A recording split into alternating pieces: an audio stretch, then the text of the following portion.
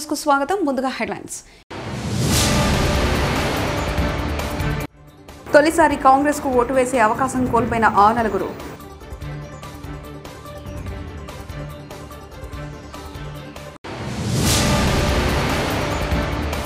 CC Raj Kumar కు Z category భద్రత.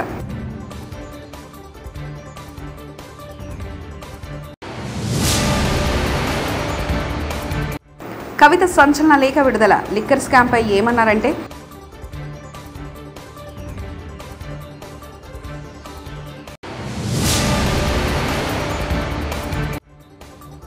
Cable బ్రిడ్జిపై ఆగితే జరిమానా, జన్మదిన వేడుకలు చేసుకుంటే చట్టబద్ధమైన చర్యలు. స్వాతంత్ర భారతదేశంలో ఎన్నో ఎన్నికలు జరిగాయి. అన్ని ఎన్నికల్లో కాంగ్రెస్ పోటీ చేసింది. సాధారణంగా గాంధీ కుటుంబానికి చెందిన ఎవరైనా కాంగ్రెస్ పార్టీకే ఓటు వేస్తారు. ఇది అందరికీ తెలిసిన విషయమే. కానీ 2024 సార్వత్రిక ఎన్నికల్లో గాంధీ కుటుంబానికి ఓ వింత అనుభవం ఎదుర్కానుంది. రాజకీయంగా గాంధీ కుటుంబం అంటే ఇప్పుడు గుర్తొచ్చేది సోనియా, రాహుల్, ప్రియాంక గాంధీతో పాటు రాబర్ట్ వద్రా. ఈ నలుగురికి కాంగ్రెస్ గుర్తుపై ఓటు వేసే అవకాశం లేదు. లోక్సభ ఎన్నికలు తరుముకొస్తున్న తరుణంలో కీలక పరిణామాలు చోటు చేసుకుంది. భారత ప్రధాన ఎన్నికల కమిషనర్ రాజీవ్ కుమార్ సాయుధ కమాండోలో జెడ్ కేటగిరీ భద్రతను కేంద్ర ప్రభుత్వం కల్పించింది.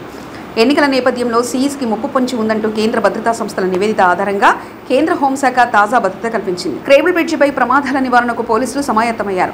ఫోటోల కోసం బ్రిడ్జిలపై వాహనాలు నిలిపితే 1000 రూపాయల జరిమానా విధించనున్నారు. జన్మదిన వేడుకలు చేసుకుంటే చట్టపరమైన చర్యలు తీసుకుంటామని హెచ్చరించారు. ఈ మేరకు మాదాపూర్ పోలీసులు నడుం బిగించారు. మాదాపూర్ సీఐ గడ్డం మల్లేష్ ఆధ్వర్యంలో కేబుల్ బ్రిడ్జి నడక మార్గంలో సోమవారం పోలీసులు కవాతు నిర్వహించారు. నిబంధనలు కఠినంగా అమలు చేస్తామని తెలిపారు. లిక్కర్ స్కామ్ లో తనకు ఎలాంటి సంబంధం లేదని కవిత మరోసారి స్పష్టం చేశారు. దర్యాప్తు సంస్థలు ఆరోపిస్తున్న విధంగా తనకు ఎలాంటి ఆర్థికపరమైన లాభం చేకూరలేదన్నారు. లిక్కర్ కేసులో తాను బాధితురాలని, 2 ఏళ్ల నుంచి కేసు విచారణ ఎటూ తెలియడం లేదన్నారు. ఈ మేరకు మంగళవారం నాడు ఎమ్మెల్సీ కవిత 4 పేజీల లేఖను మీడియాకు విడుదల చేశారు. ఢిల్లీ లిక్కర్ స్కామ్ కేసులో అరెస్ట్ అయిన కవిత జ్యుడిషియల్ కస్టడీ ఈవాడితో ముగిసింది. దీంతో ఆమెను రౌస్ అవెన్యూ కోర్టులో ప్రవేశపెట్టగా కోర్టు ఆమెకు మరో 14 రోజుల రిమాండ్ విధించింది.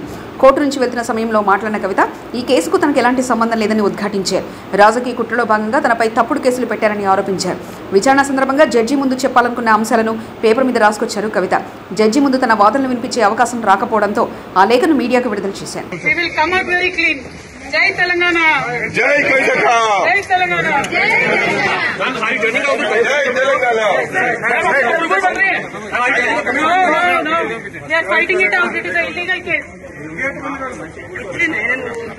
ఉగాది పర్వదిన సందర్భంగా వరంగల్ భద్రకాళి ఆలయంలో అర్చకులు ప్రత్యేక పూజలు చేశారు. అమ్మవారిని దర్శించుకునేందుకు భక్తులు పెద్ద ఎత్తున తరలివచ్చారు. ఏటా ఉగాది నుంచి 9 రోజుల పాటు అమ్మవారికి వసంత నవరాత్రులు నిర్వహించడం ఆనవాయితీ వస్తుంది.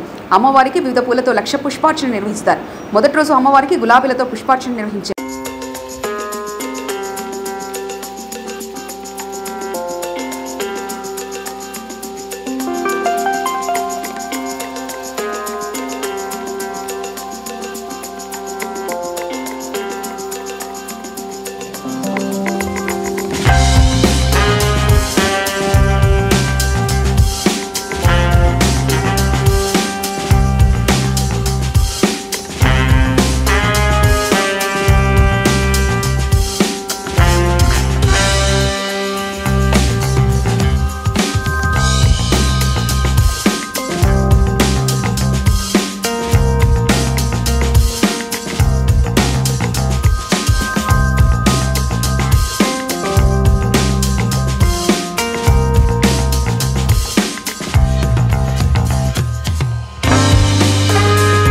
తిరుమల శ్రీవారి ఆలయంలో శ్రీ కోది నవ సంవత్సర ఉగాదిని వైభవంగా నిర్వహించడానికి తిరుమల తిరుపతి దేవస్థానం ఏర్పాటు చేసింది.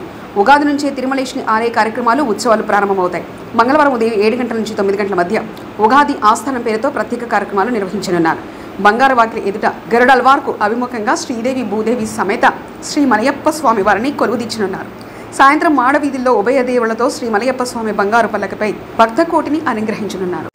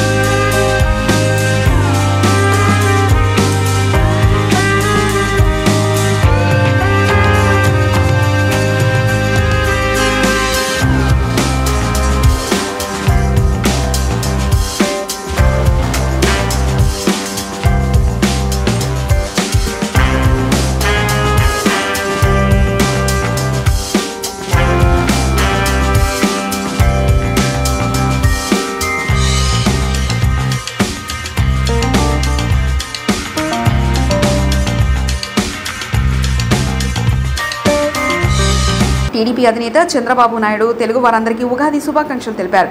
శ్రీ క్రోధినామ ఉగాది తెలుగు వారందరికీ మేలు జరగాలని ఆకాంక్షించారు. ఉగాది సందర్భంగా టీడీపీ కేంద్ర కార్యాలయంలో పంచాంగ శ్రవణ కార్యక్రమం నిర్వహించారు. ఆ కార్యక్రమంలో చంద్రబాబు నాయుడు పాల్గొన్నారు. ఈ సందర్భంగా మాట్లాడిన బాబు దశ దిశ నిర్దేశం చేసుకోవడానికి ఉగాది పండుగ ఓ వేదిక అని పేర్కొన్నారు. తెలుగువారికి కొత్త ఏడాది ఉగాది నుంచే ప్రారంభమవుతుందన్నారు. ప్రకృతికి పండుగలకు సంబంధం ఉందన్నారు. చైత్రమాసం నుంచి ప్రజా చైతన్యం వెల్లువెత్తాలని, మంచి రోజులు రావాలని అందరూ సంకల్పం చేసుకోవాలని తెలిపారు. సాధికారతే ధ్యేయంగా, పేదరికమే కులమానంగా ఇంతవరకు పనులు చేస్తూ వచ్చాం. భవిష్యత్తులో కూడా అదే చేస్తామని చెప్పి కూడా నేను మీకు తెలియజేస్తున్నా. నా ఆలోచన ఒకటి, మీ జీవన ప్రమాణాలు పెరగాలి. ప్రపంచంలో మేధోశక్తితో ముందుకు పోతా ఉంది. నాలెడ్జ్ ఎకానమీతో ముందుకు పోతా ఉంది. ఆ నాలెడ్జ్ ఎకానమీని మీకు అందుబాటులో తేవడమే కాకుండా సంపద సృష్టించడం నేర్పాలని, తిరిగి ఆ సంపద వల్ల ఆదాయం పెంచాలని, పెంచిన ఆదాయాన్ని ఈ పేదవాళ్లకు పంచి వాళ్ళ పైకి తేవాలనే ఏకైక ధ్యేయం తప్ప ఇంకొక ఆలోచన లేదు. అందుకే నేను ఒకే మాట చెప్పాను, 2047కి భారతదేశం ప్రపంచంలోని నెంబర్ 1 దేశంగా తయారవుతుంది.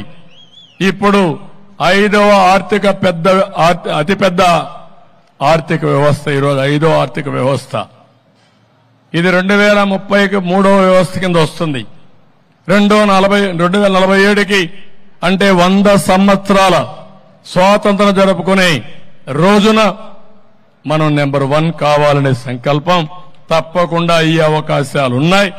అది చేయగలిగితే అమెరికాను, చైనాను కూడా మనం డామినేట్ చేసే పరిస్థితి వస్తుంది. అదే మొన్న నేను ఆగస్టు 15 కూడా చెప్పాను. ఈ విషయం మీరు గుర్తుపెట్టుకోవాల్సిన అవసరం ఉంది.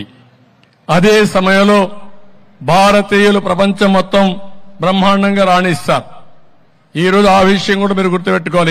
ఎందుకు ఈ విషయాలు మాట్లాడుతున్నారంటే నేను ఒకటే చెప్తున్నాను, ఒకప్పుడు హైదరాబాద్ ఎక్కడుండోదో మనకు తెలిసేది కాదు. ఏదైనా ఉంటే మన బంధువులు చెప్తే తప్ప. అమెరికాకు పోవాలంటే, అమెరికాలో వార్తలు మనకు రావాలంటే మళ్లీ 1 నెలలో 2 నెలలో ఎప్పుడో వచ్చేటివి. ఏదైనా చిన్న కార్డులో రాస్తే తప్ప, లేకుంటే ఎవరైనా వస్తే తప్ప. ఈరోజు అది కాదు. ప్రపంచంలో నలుమూలల ఏమి జరుగుతుందో రియల్ టైంలో మీరు చూసే పరిస్థితి వచ్చింది. అదే నా ఆలోచన. తెలుగు జాతిని ప్రపంచానికి అనుసంధానం చేసి ఆకాశమే హద్దుగా అభివృద్ధి చేయాలి. ప్రపంచంలో నెంబర్ 1 కమ్యూనిటీగా తెలుగు జాతి ఉండాలి. అదే నా సంకల్పం. ఇప్పటికే ప్రపంచంలో ఎక్కడ తెలుగు వాళ్ళున్నా తలసరి ఆదాయంలో నెంబర్ 1గా ఉన్నారు. రేపు నెంబర్ 1 వెల్త్ లో ఉంటారు, సంపాదనలో ఉంటారు. అది జరుగుతుందని చెప్పి కూడా నేను మీకు తెలియజేస్తున్నా. ఈ సందర్భంగా నేను ఒకటే సంకల్పం చేస్తున్నాను, జీరో పావర్టీ, పేదరికం లేని సమాజం. అది ఎన్టీ రామారావు గారు ఇచ్చినటువంటి ఆదేశం, ఆయన నిర్దేశించిన ఆశయం. ఆ ఆశయాన్ని నెరవేర్చే రోజు వచ్చింది.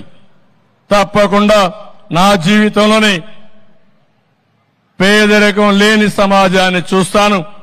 ప్రతి ఒక్క పేదవాడికి తెలుగుదేశం పార్టీ అండగా ఉంటుంది.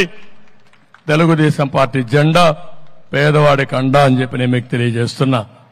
ఇవన్నీ జరగాలంటే మళ్లీ ఇక్కడ మనమున్న కేంద్ర సహకారం కూడా అవసరం.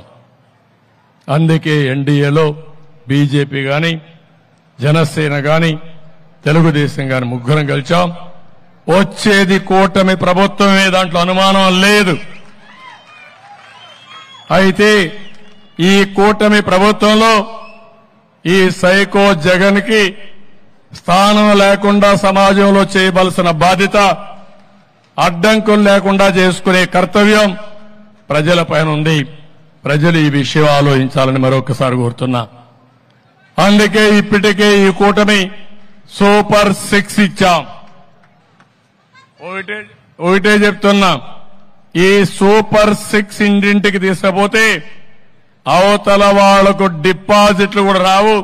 అది చేయాల్సిందిగా మిమ్మల్ని అందరినీ, అదే మాదిరిగా మేమేమి సంకల్పించామో తెలుసుకోవాల్సిందిగా తెలుగు జాతిని మొత్తం కోరుతున్నాం. ఇంకా వివిధ వర్గాలు ఉన్నాయి.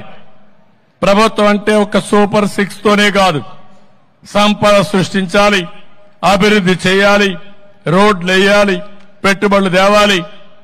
ఎస్సీలు, బీసీలు, ఎస్టీలు, మైనారిటీ ఉంటారు, ఆర్థికంగా వెనకబడి ఉన్నారు.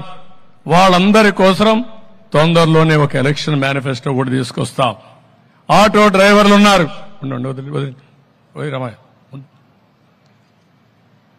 వాళ్ళందరి కోసం ఏం చేయాలనో అవి కూడా వర్కౌట్ చేస్తాం.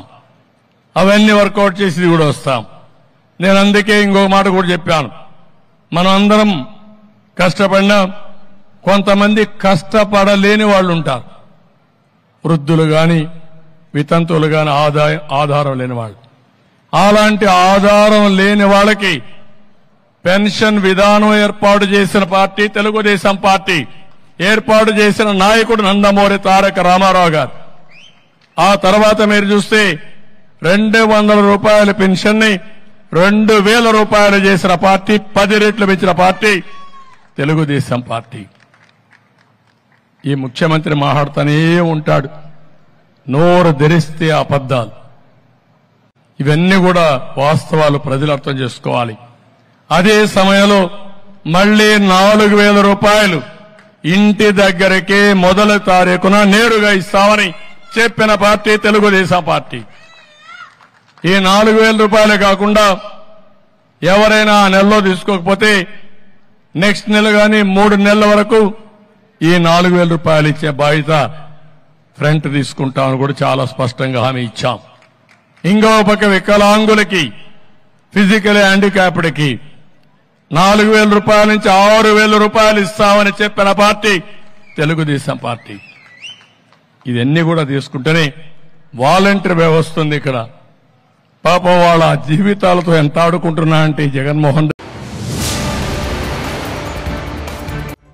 తొలిసారి కాంగ్రెస్ కు ఓటు వేసే అవకాశం కోల్పోయిన ఆ నలుగురు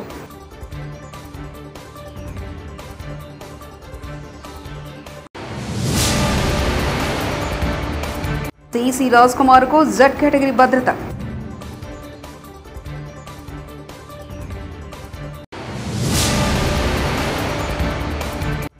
కవిత సంచలన లేఖ విడుదల. లిక్కర్ స్కామ్ పై ఏమన్నారంటే,